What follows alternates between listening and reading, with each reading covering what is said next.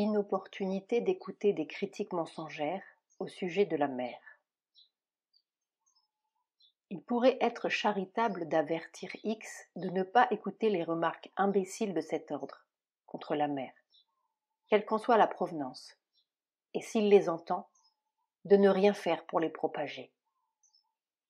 Il a progressé extrêmement bien parce qu'il s'ouvrait à la mer. Mais s'il laisse de telles stupidités entrer dans son mental, cela peut l'influencer, le fermer à la mer et arrêter son progrès. Quant à Y, s'il a dit et pensé de la mer une chose comme celle-là, cela explique pourquoi il a tant souffert récemment sur le plan de la santé. Si l'on se fait le porte-parole des forces hostiles, et si l'on se prête à leur fausseté, il n'est pas surprenant que quelque chose se détraque dans l'être.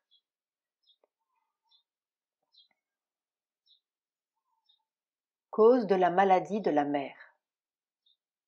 La mère a eu une attaque très grave. Il lui faut absolument ménager ses forces en vue de l'attention que le 24 novembre représentera pour elle. Le 24 novembre, jour de l'un des 4 grands darshan, commémore la descente de la conscience surmentale en la mer et Sri Aurobindo et la création officielle de l'ashram. Il est absolument hors de question que pendant ce temps, elle commence de voir et de recevoir tout le monde. Une seule matinée de ce genre l'épuiserait tout à fait. Vous devez vous rappeler que, pour elle, ce genre de contact physique avec autrui n'est pas un simple rendez-vous social ou domestique, avec quelques mouvements superficiels qui ne font pas grande différence d'un côté ni de l'autre. Pour elle, cela signifie un échange, un déversement de ses forces et recevoir des choses bonnes, mauvaises et mélangées, ce qui implique souvent un grand travail d'ajustement et d'élimination, et dans bien des cas, mais pas dans tous, une sérieuse tension du corps. Si cela n'avait été qu'une question de 2 ou 3 personnes, la chose eût été différente.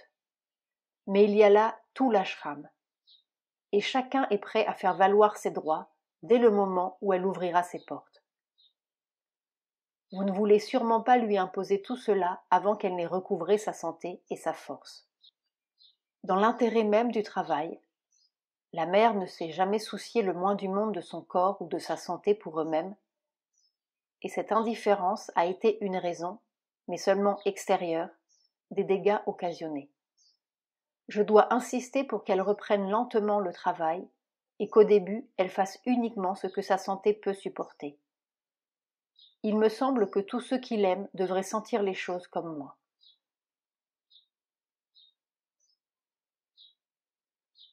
J'espérais écrire rapidement, mais je n'ai pas pu. Vous ayant promis cette lettre pour ce matin, je ne puis donc, pour le moment, que me répéter au sujet de l'autre chose. Je n'ai pas dit que vous, ou les sadhaks en général, ayez le moins du monde causé la maladie de la mer. À un autre qui, partant du même point de vue personnel, m'a écrit quelque chose du même genre, j'ai répondu que la maladie de la mer était due à une lutte avec des forces universelles qui dépassaient de loin le champ de n'importe quel individu ou groupe d'individus. Ce que j'ai écrit de la tension jetée sur la mer pendant le contact physique se rapportait à la reprise de son travail et vise les conditions dans lesquelles le travail peut le mieux être fait, de façon qu'à l'avenir ses forces ne puissent avoir l'avantage. Les conditions ont été particulièrement pénibles dans le passé, du fait du développement peut-être inévitable des choses, ce dont je ne rends personne responsable. Mais maintenant que la sadhana est descendue dans le plan le plus matériel, où des coups peuvent encore être donnés par les forces adverses, il est nécessaire d'opérer un changement, ce qui peut être fait le mieux par un changement dans l'attitude intérieure des sadhaks. Car cela seul, à présent, en attendant la descente décisive de la lumière et de la force supramentale, peut rendre les conditions extérieures plus faciles. Mais je ne puis en parler à la fin d'une lettre. Je n'ai encore rien dit de la maladie de la mère, parce qu'il m'aurait fallu pour cela m'étendre longuement sur ce que doivent être ceux qui se trouvent au centre d'un travail comme celui-ci, ce qu'ils doivent prendre sur eux de la nature humaine ou terrestre et de ses limitations, et quelle part ils doivent porter des difficultés de la transformation. Non seulement il est difficile au mental de comprendre tout cela en soi, mais il m'est, à moi, difficile d'écrire de manière à rendre cela familier à ceux qui n'ont ni notre conscience, ni notre expérience. Je suppose que ce doit être écrit, mais je n'ai pas encore trouvé la forme nécessaire, ni le loisir nécessaire. Il est beaucoup plus facile au sadhak de s'affranchir de la maladie par la foi en la mère qu'il n'est aisé pour la mère d'en rester affranchie. Car la mère, du fait de la nature même de son travail, a dû s'identifier avec les sadhaks, supporter toutes leurs difficultés, recevoir en elles tout le poison de leur nature, se charger au surplus de toutes les difficultés de la nature terrestre universelle, y compris la possibilité de la mort et de la maladie, afin de les combattre jusqu'au bout. Si elle ne l'avait fait, pas un seul sadhak n'aurait pu pratiquer ce yoga. Le divin doit assumer l'humanité de manière que l'humain puisse s'élever au divin. C'est une vérité élémentaire, mais personne à l'ashram ne semble capable de comprendre que le divin peut le faire et cependant demeurer différent, peut néanmoins demeurer le divin. Les gens à l'ashram croient que la mère prend sur elle leurs difficultés et leurs maladies et qu'il lui faut donc parfois souffrir. Mais à ce compte, il y aurait sur elle une trop grande ruée de ces choses venant de nombreux sadhaks. Une idée me vient, prendre sur moi quelques-unes de ces difficultés et de ces maladies de façon à avoir le plaisir de souffrir avec elles. Le plaisir, ce serait tout sauf plaisant, que ce soit pour vous ou pour nous. C'est plutôt une grossière constatation. La mère, afin de faire son travail, a dû prendre tous les sadhaks en sa conscience et son être personnel. Ainsi, pris en elle personnellement, pas simplement impersonnellement, tous les troubles et toutes les difficultés qui sont en eux, y compris les maladies, ont pu se jeter sur elle d'une façon qui aurait été impossible si elle n'avait renoncé à l'autoprotection de la séparativité. Non seulement les maladies d'autrui ont pu se traduire en attaques sur son corps, elle a généralement pu les rejeter dès qu'elle a su de quel côté et pourquoi elles venaient, mais les difficultés intérieures, les révoltes, les explosions de colère et de haine contre elle ont pu avoir un effet identique, ou pire. C'était le seul danger pour elle, car les difficultés intérieures sont aisément surmontables. Mais la matière et le corps sont le point faible ou le point crucial de notre yoga, puisque cette province n'a jamais été conquise par le pouvoir spirituel. Les anciens yogas, en effet, ou bien la laissaient de côté, ou bien n'y employaient qu'une force mentale et vitale de détail, non pas la force spirituelle générale. C'est la raison pour laquelle, après une grave maladie, causée par un état terriblement mauvais de l'atmosphère de l'ashram, j'ai dû insister pour qu'elle se retire partiellement, de façon à minimiser la partie la plus concrète de la pression qui s'exerce sur elle. Naturellement, la pleine conquête du physique révolutionnerait la question, mais jusqu'à présent, c'est la lutte. N'est-il pas inévitable qu'au cours de la conversion et de la transformation, toutes ces résistances, tous ces troubles, toutes ces révoltes s'élèvent dans chaque sadhak? Pourrait-on les éliminer dès le début de la sadhana, de façon que la mère ait moins de ces choses à prendre sur elle? La nature de la conscience terrestre et de l'humanité étant ce qu'elle est, ces choses étaient, dans une certaine mesure, inévitables. Il n'en est que très peu qui y échappent et qui ne connaissent que les mouvements adverses mineurs. Mais ces choses doivent disparaître au bout d'un certain temps. Elles disparaissent effectivement des individus, mais il semble y avoir une grande difficulté à les faire disparaître de l'atmosphère de l'ashram. Celui-ci ou celui-là les rattrape toujours, et elles essayent alors de s'étendre aux autres. C'est bien entendu parce que, derrière, il y a l'un des principes de la vie selon l'ignorance, une tendance profondément ancrée de la nature vitale. Mais c'est le but même de la sadhana que d'en triompher et d'y substituer une force vitale plus divine et plus vraie.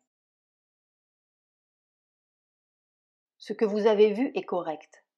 Mais si l'attitude du Sadak est la vraie attitude psychique, alors la mère ne doit pas souffrir.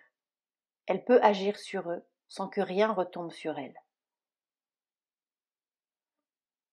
Cela est dû aux impuretés des Sadaks qui sont jetées sur la mère. Il semble n'y avoir aucun remède possible avant le changement physique. Si la mère dressait un mur intérieur entre elle et les Sadaks, cela n'arriverait pas. Mais alors ils seraient incapables de rien recevoir d'elle. Si tous étaient plus soucieux de venir à elle avec leur conscience la plus profonde et la plus haute, il y aurait alors moins de chances que ces choses se produisent. Le danger d'aider les autres est le danger de prendre sur soi leurs difficultés.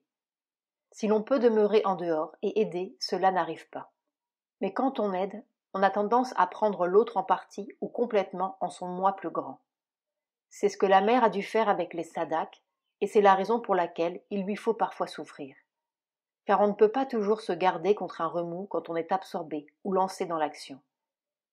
Il y a aussi la difficulté que ceux que l'on aide s'habituent à prendre et à tirer sur vos forces au lieu de vous laisser le soin de donner cela seul que vous pouvez et devez donner. Et il y a nombre d'autres possibilités que doit affronter celui qui aide les autres. Il y en a beaucoup qui ont fait cela autrefois. Je ne sache pas que lui le fasse maintenant. Mais toutes les mauvaises pensées peuvent affecter le corps de la mère, ou le fait de projeter sur elle des impuretés, puisqu'elle a pris les Sadaks dans sa conscience et qu'elle ne peut leur renvoyer ces choses, car cela pourrait leur faire du mal. Il n'y a pas la moindre nécessité pour la mère d'absorber en elle les impuretés, pas plus que pour le Sadak d'inviter en lui l'impureté. L'impureté doit être rejetée, non pas absorbée. L'idée de se décharger des désirs, des imperfections, des impuretés, de façon qu'elle en supporte les conséquences à la place du Sadak, est une curieuse idée. Je suppose que c'est un démarquage de l'idéal chrétien d'un Christ souffrant sur la croix pour l'humanité. Mais cela n'a rien à voir avec le yoga de la transformation.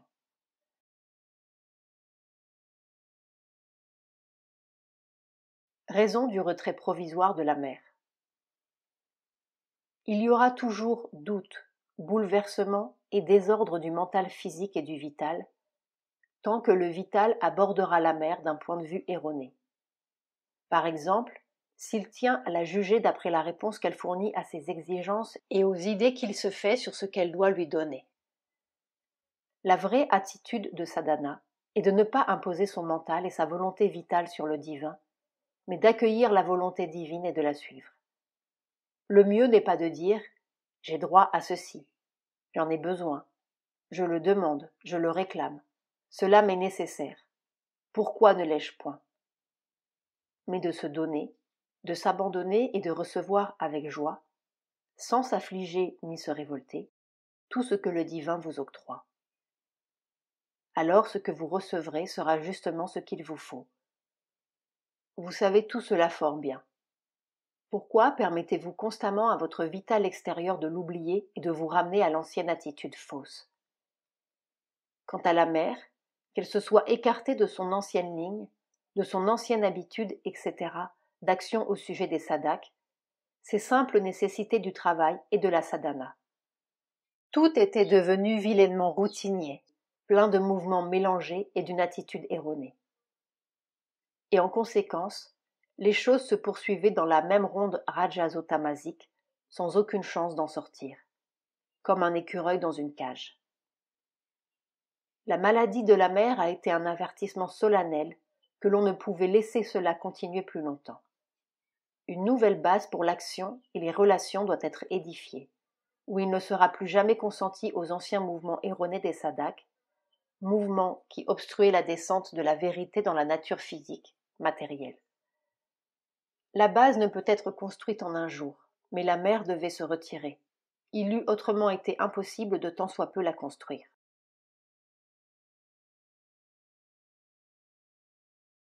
Il n'est pas vrai que la mère se retire de plus en plus, ou qu'elle ait aucune intention de s'intérioriser complètement comme moi. Vos remarques concernant les quelques privilégiés me sont incompréhensibles. Nous ne nous confions pas à quelques-uns aux dépens des autres, ni ne leur disons ce qui arrive, tandis qu'à vous, nous le passons sous silence. C'est l'une de vos vieilles plaintes, et qui n'a pas de base. Si qui que ce soit prétend avoir des titres particuliers à la confiance de la mère, il montre là une prétention égoïste qui n'est pas justifiable. Pour vous, la vraie question semble concerner le fait que la mère ne reprend pas la cérémonie de la soupe.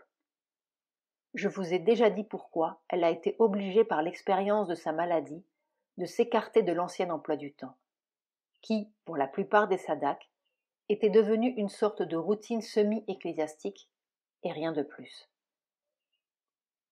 C'est à cause de l'attitude erronée des sadaks qui avait entraîné une atmosphère pleine de mouvements contraires au yoga et propre à mener au désastre, comme cela avait déjà commencé. Reprendre la soupe selon l'ancienne formule équivaudrait à ramener les mêmes conditions et terminer dans une répétition de la même ronde de mouvements faux et des mêmes résultats. La mère a lentement et soigneusement avisé pour reprendre différemment son contrôle des choses après sa maladie. Mais elle ne peut prendre aucune mesure qui permette aux anciens mouvements obscurs de revenir. Mouvements dont certains commençaient, je crois, de vous apparaître à vous-même. La mesure suivante, c'est aux sadaks eux-mêmes de la prendre, par leur changement d'attitude, par leur résolution de s'élever du vital inférieur et du plan physique à la conscience vraie. Ils doivent faire en sorte qu'une union avec la mère sur ce plan, de la façon juste et avec le résultat juste, devienne possible. Je ne puis en dire davantage pour le moment, mais j'ai bien l'intention d'être à l'avenir plus explicite, dans la mesure où je le puis sans faire d'allusion particulière aux gens. Car il y a des choses personnelles dans le yoga dont souvent on ne peut parler qu'aux intéressés et pas aux autres. Quant à vos questions, je les envisagerai dans une autre lettre. Je désire seulement dire que ce qui arrive est pour le mieux, en ce sens seulement que la fin sera une victoire divine, malgré toutes les difficultés. Cela a toujours été et sera toujours ma façon de voir, ma foi et mon assurance, si vous voulez bien me croire sur parole. Mais cela ne signifie pas que votre tristesse et votre dépression soient nécessaires au mouvement. Plus vite elles disparaîtront pour ne jamais revenir, plus la mère et moi avancerons joyeusement sur la route escarpée qui conduit au sommet, et plus il vous sera facile de réaliser ce que vous voulez, la complète bhakti et l'ananda. Sri Aurobindo parle de la mer.